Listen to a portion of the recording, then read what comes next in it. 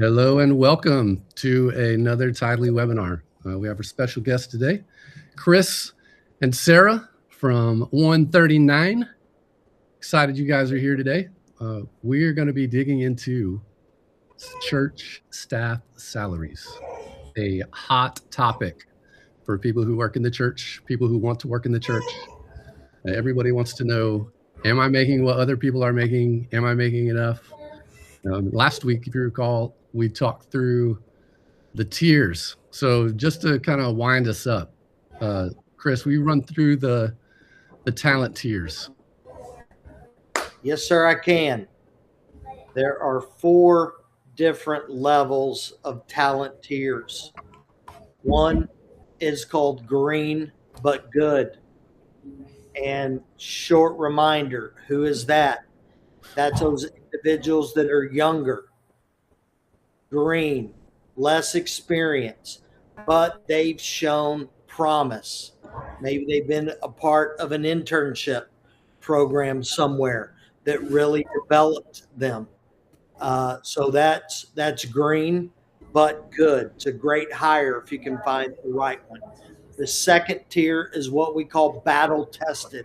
That's a tier above. Chris, that's someone that maybe has a missing tooth and maybe stitches up here, right?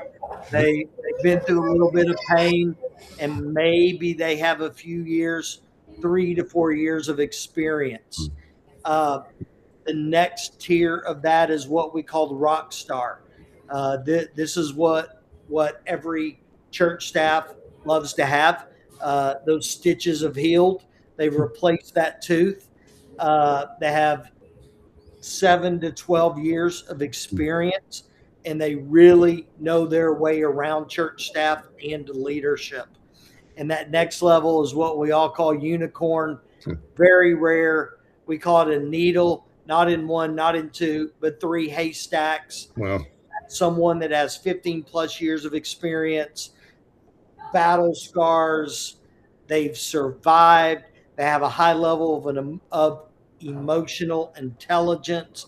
They understand what it means to have a mic in the left hand, a toilet brush in the right hand, and they really have the ability to move the needle and propel a church forward. So that's the 4 levels. That's great. Now, you guys have compiled a very helpful resource that you're calling the 2026 Ultimate Church Salary Guide. All of those details are packed in there in addition to actual salary data, right? So, Sarah, what was the motivation for creating the guide? Yeah. I mean, really, 139 exists to help churches build teams and retain teams and keep teams that are worth following. And so in our time working very closely with churches who are in the thick of hiring and maybe feeling the pain of having high turnover or not being able to retain great staff, a lot of that comes from compensation and ensuring that you really are able to provide market level compensation, and that's something that we want to help churches be able to see and be able to offer their team in order to not only attract the level of talent that they need, whether it's good but green or unicorn, but also to keep that talent, because we know that turnover, when you have that revolving door, you're constantly having to replace positions. That is expensive. That is one of the greatest expenses of a church or an organization. So we want to help you build the team, but we want to help you keep the team as well. And so it really came out of those conversations over and over and over again with churches and even with candidates as well, that we said, hey, we want to put something together that really is a little bit different than some of the other salary guides that might be out there, might be on the market, and not only speaks to, hey, what are churches paying, but also what can you expect to pay for the experience level that you need or that you desire. Yeah. And then put together some trends, that churches might be experiencing, or help churches get on the front end of those trends instead of always having to play catch up with those things like benefits or staff ratios or that kind of thing. So when people are viewing our salary guide, they're not only going to see those different experience levels. And we've put together, of course, kind of the top positions that people are hiring for, from lead pastor to worship kids, next gen youth, but also production roles and things that we're seeing churches hire more of those positions. Like, we want to put together that data so that they can be really informed when they're coming to the table and getting ready to offer somebody a position. So that was really the motivation behind it, is to put a tool together that would add a ton of value to not only churches but to candidates as well. Yeah. Now, if you signed up for the webinar today, we will email you a copy directly after this, or you can also download it from 139's website. Yes, exciting. Well, so we talked a little bit about church size. Training people is expensive. Yes. How does church size factor into the market value for each role? Yeah, I think there's a couple of things that really determine what we call market value for the role. So church size is absolutely one of those, experience level of the candidate, and then also the location. So I think it's really important for churches to not, just look at a salary guide and say, gosh, like, is a church 3 times my size paying that for a role? How could I ever afford that? But really be able to dial it in and say, okay, on average, churches that are exactly the same size as my church, looking for a battle-tested worship pastor, are paying this. And then we can take the cost of living into account. So, if you're rural America and, cost of living is 15% lower than the national average, then you can take that into account with, what you're able to offer. Or if you're, downtown Los Angeles and, cost of living is like 40% higher than the national average, then you can tweak that as well. But the goal was to be able to really help people pinpoint, what is the average for a church just like mine.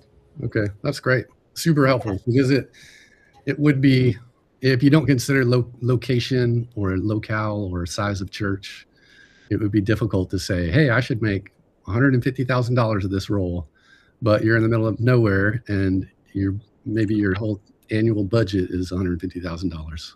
Right, exactly. Unrealistic. And you mentioned too, when we talk about multi-site churches, a lot of churches are following different multi-site models.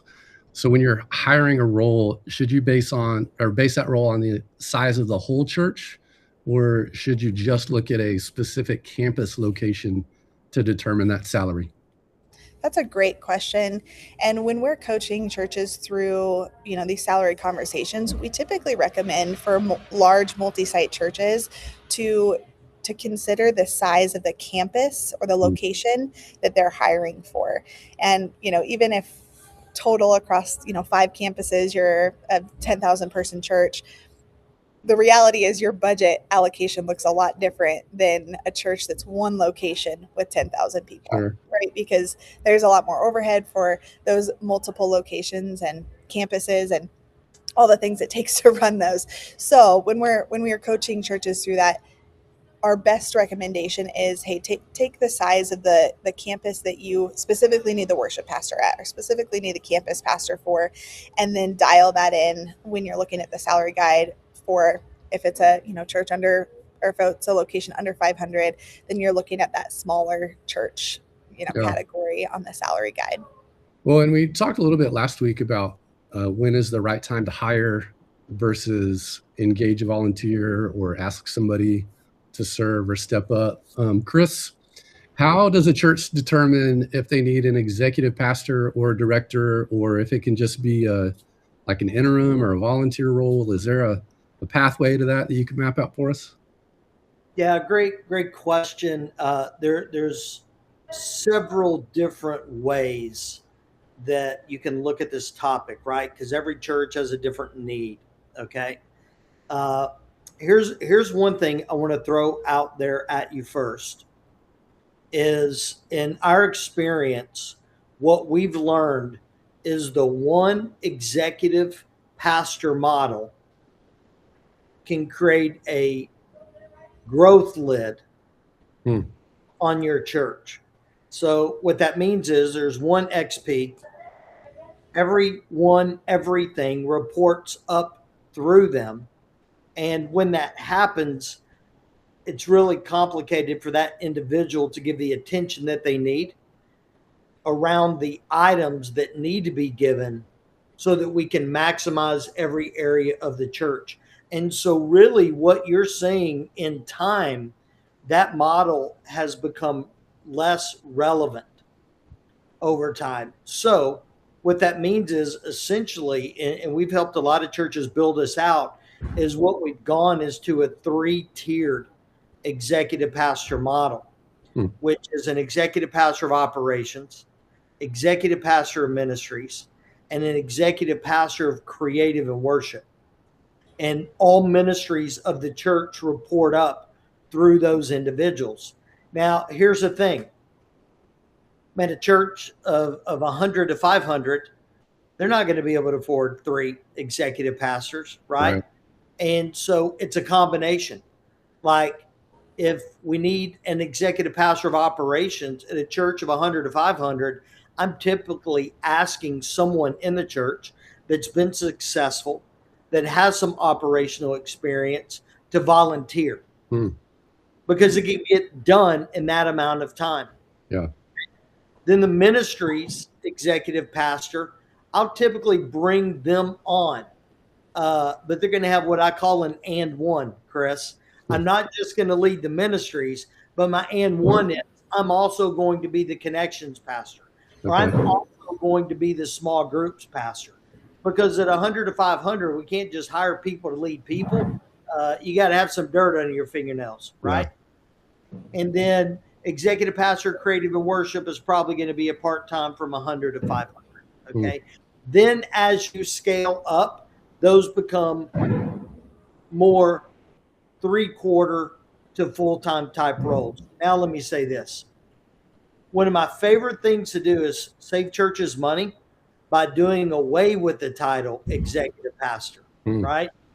Because that title alone denotes an experience level, a certain amount of years. And so you have these churches that are 500 to 700 that have this executive pastor or these executive pastors. And what we're encouraging them to do is, listen, we don't need somebody with that title. We don't need somebody with that experience.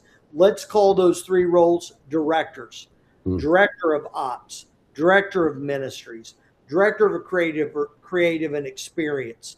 As far as the IRS is concerned, we can still treat them like a pastor so that they can have housing allowances and tax benefits. But we love churches of really up to about 1,000 calling those roles directors. That way it really reduces that salary by $15,000 to $25,000 a year, and you don't need the experience of an executive pastor. But when you start to get up to 1,000, 12, 13, 1,400, you're probably going to need to bump that title and start looking for someone at a different experience level. Yeah, it's insightful. So you mentioned benefits as a part of compensation. What type of benefits are church people looking for these days? Sarah, I'll let you kind of dive into kind of the research we've done. And then I have some things, Chris, if it's relevant at some point, that I can talk about in terms of non-cash comp benefits. Oh, yeah. I definitely want to hear that too. Yeah, Chris, if you want to pull up, I think we have a graphic that might be helpful for the viewers when we're talking about benefits. And this is our just benefits overview. And I forgot to mention this as well, but when we put together the salary guide, we really did, wasn't just internal research based off of churches we work with at 139 or candidates that we've worked with, through staffing and the interview and sourcing process.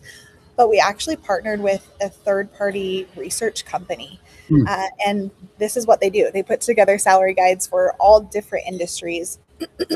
But the goal in doing that is that we would have a broad idea and, be able to gather broad data and information across the country and from multiple different sources to be able to pull kind of an average. And so This came from, obviously 139 roles, but also church staffing and LinkedIn and Indeed and Glassdoor and ZipRecruiter. And, we kind of pulled all of the different data from what churches were posting salaries for.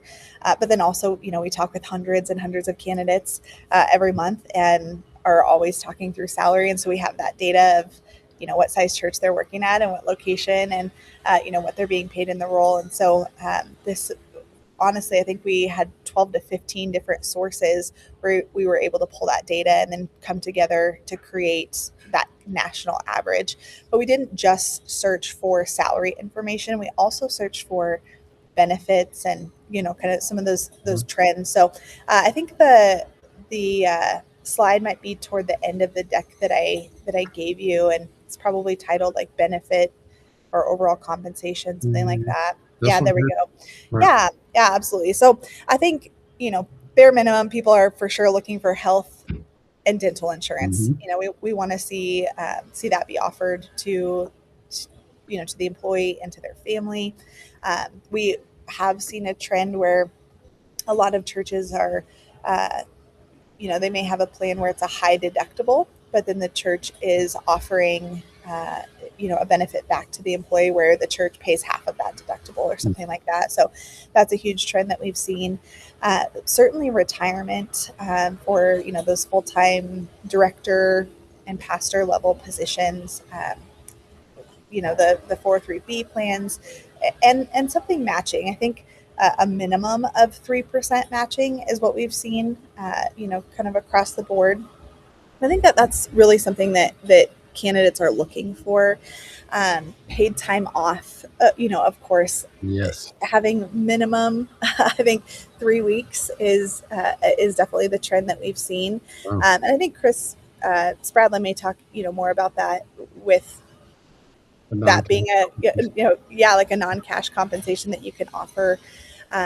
Sick time, paid time off, all of those things. But something that I would also say is a huge trend that we've seen is the flexibility of maybe like a flex day that's like a work from home. Hey, if you don't have to be in the office, work from home, get the things done that you need to at home. But I think as we've seen a shift in culture where mom and dad are much more involved in children's lives, that flex day or that ability to have a little bit more flexibility in a schedule or a work from home type of arrangement has also been very desirable. There might be another page on the benefits overview as well. You'll scroll down one.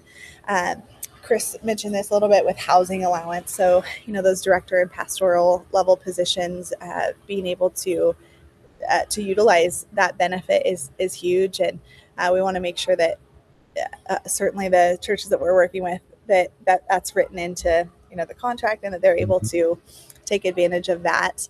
I think professional development funds have also been a huge trend that we've seen where churches may set aside, several $1,000s for a pastor to be able to use for conferences or mentorship programs or coaching programs or things like that, and making that a part of that kind of full compensation package. But, Chris, I'd love for you to be able to jump in and share anything other than that with that non-cash compensation as well.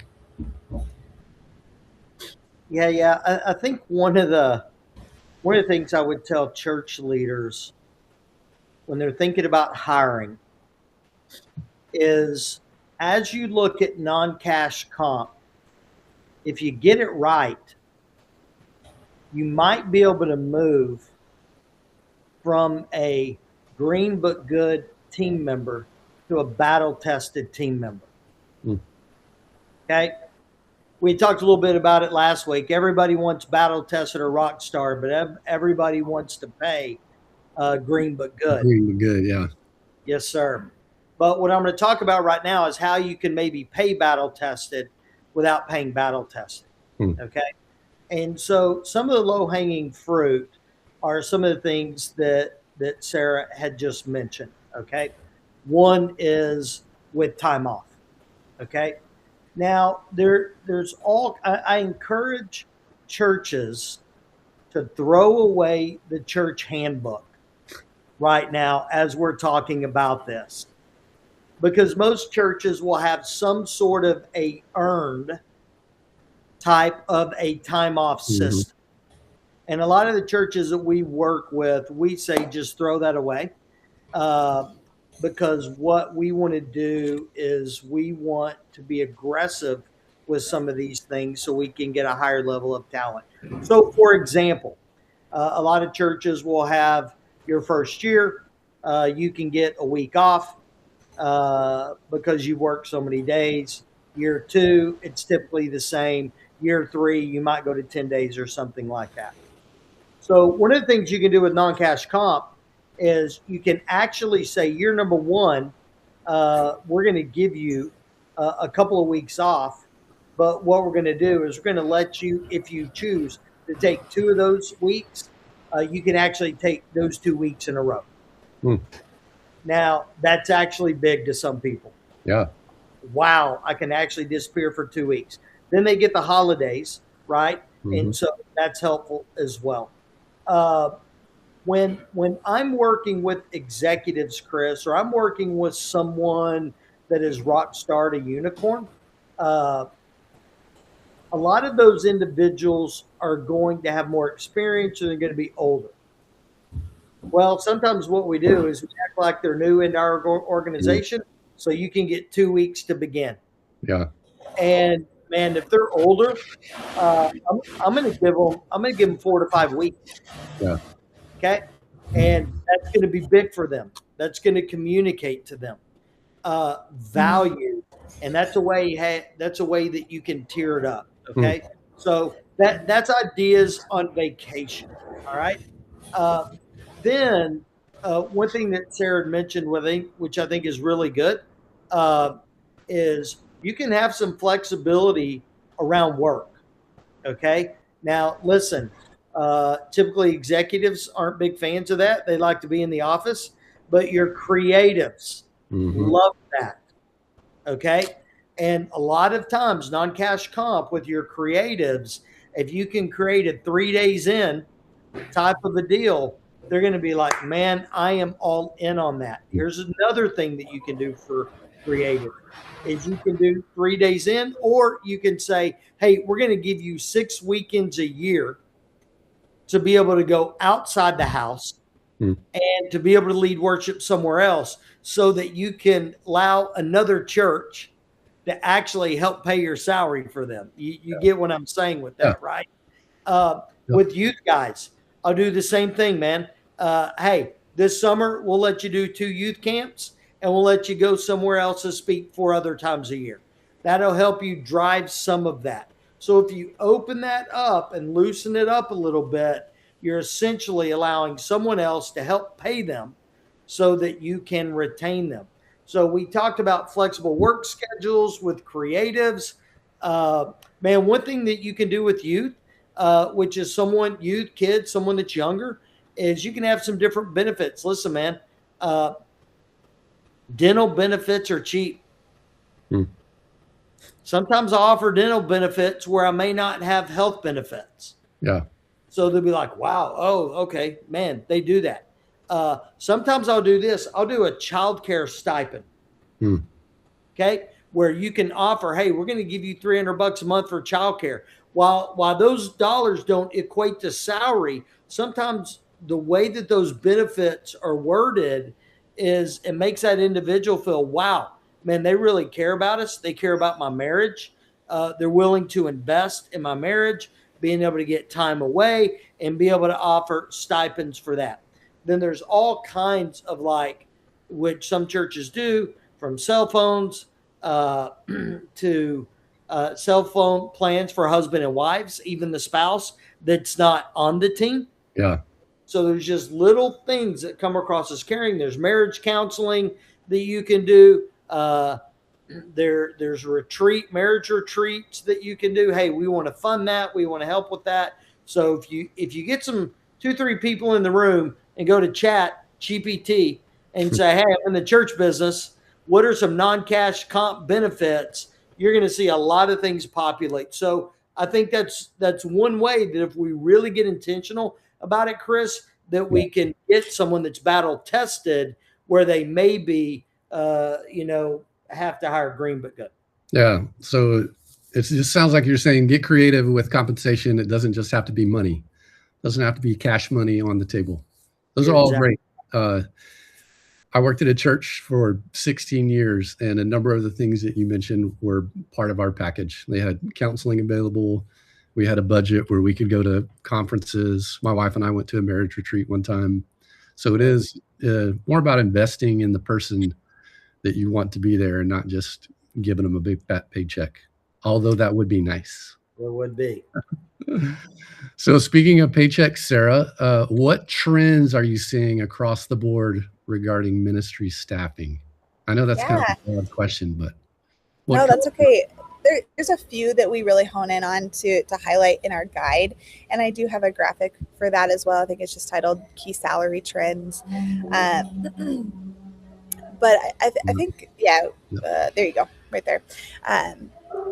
A big one that we've seen is the staff to church size ratio, and I think Chris actually talked about this just a little bit on our webinar last week, but that full-time staff equivalent. So that could be 2 times, that could be 3 people working 10 to 15 hours a week, but that kind of 40-hour equivalent employee for every 80 to 100 attendees. So I think that is something that really helps. I think Chris used the hospital hallway, people waiting on gurneys to be seen, and it's like, man, if the ratio is 150 to one full-time staff equivalent, you got a lot of people bleeding, right? And then as you get closer to that 80 to 100 range, everyone's being able to be cared for well and pastored well and seen well, and that's what we want, right? We want healthy churches that are able to really disciple people and pastor them well. So that kind of 80 to 100 attendees for every full-time staff equivalent is a big one. I think the budget allocation as well. 45. You want to aim for that 45% of total budget to be your staff, your salary. Okay. So we talk with churches a lot that are in a sticky situation because they really need to hire that higher level role, executive or director, but they're already really over budget with their salaries. Yeah, and so that's something to just, I think, as churches are going into budget meetings and things like that, to really just keep that in mind, that 45% of your overall budget should be on salaries. If you're under that, you're probably either not paying your staff enough and are at risk of turnover, or you're understaffed, and pulling in that ratio piece and really diving into, hey, how many people should we really have in full-time roles or full-time equivalent? Yeah, exactly. Something really interesting that we found in our research for this 2026 guide is that the salary growth of churches on average actually outpaced inflation this year. So I was really encouraged by that. Churches were paying more than just cost of living raises? Yeah. And, we hope that is an indication of giving increasing. And, certainly that would be something that Tidely would be interested in. But I thought that was really, really interesting data that we saw. And then, of course, just the turnover risk. We always research, okay, what's the highest turnover roles in the church? And they continue to be the children's pastor role is number one, really? Being at risk for turnover. And I think that a lot of that does come to compensation. We see that be a role that typically churches will compensate at a lower rate, but those that are compensated at market value have a much longer tenure in the role. So it's really the like next gen role. So children's is always number one, and then youth is at a high risk of turnover if the compensation does not align with the responsibilities and expectations of the role. So, Well, talk to me a little bit more about the turnover risk. Are people leaving the ministry, or are they leveling up? Like if children's ministers and youth ministers are typically underpaid or can be underpaid, are they moving up to the next tier, or are they going to find a different career? yes, I think the answer is both of those Both of them? things.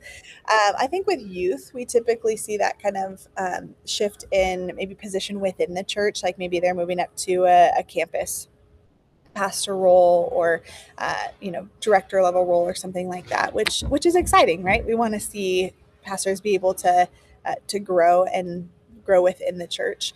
But I think something that we see with those youth roles is they are often, here's your which this is probably true across the board, but here's your job expectations, on paper, and then what the reality of their job is Right. so much You more. need like 5 people to do the role that they expect the one person to do. Yes, definitely. And to be honest, these roles can sometimes be out of sight, maybe out of mind a little bit. And so I think that that's something that's really important that churches take a look at is, uh, you know, we know that a healthy children's ministry is the number one thing that's going to help your church grow. Yeah. It's why families come to church. If their kids love being there and you have an amazing children's program.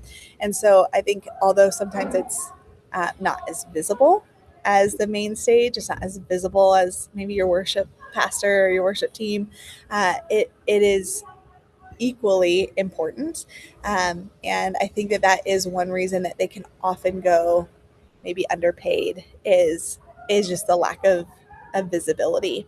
Yeah. So those are just a couple of trends that we've seen, but I think are helpful for churches as they're evaluating growth and health. Yeah. True. Good thoughts. Let's bring Chris back on the stage. There you are. Man, thank you guys for sharing this resource with us. I think I have a link I can throw it up to download. See if this works. There it is. Yeah, so if you're watching, you can click that. If you're seeing this on YouTube, it'll be in the description down below. Any closing thoughts for our people here today learning about the church staff salary guide? What word of encouragement would you have, Chris?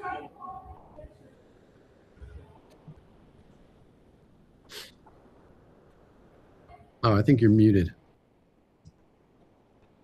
There we go. Sorry about that. So this is so non-business development for us. What I'm about to say does not help 139 staffing at all. Okay. But man, those churches 1 to 500, just don't be so fast to write a check, Chris. Just don't be so fast to write a check. Like there's in-house, I had mentioned it last week. There's a way to duct tape, paper clip, and yarn things together. And what happens is early on in that climb, in that attendance climb, you can overpay and you can hire the wrong roles. And so many pastors will write a check for what's urgent, but that doesn't fix what's important. And so really, really slow down. Man, we help people all the time just kind of evaluate their staffing model to say, hey, don't do that. We'll have people that'll call us and they literally are going to contract with us to hire a role. But in our good conscience, we're like, no, please don't hire us, because that would not be a good steward of God's money. So just be really, really careful.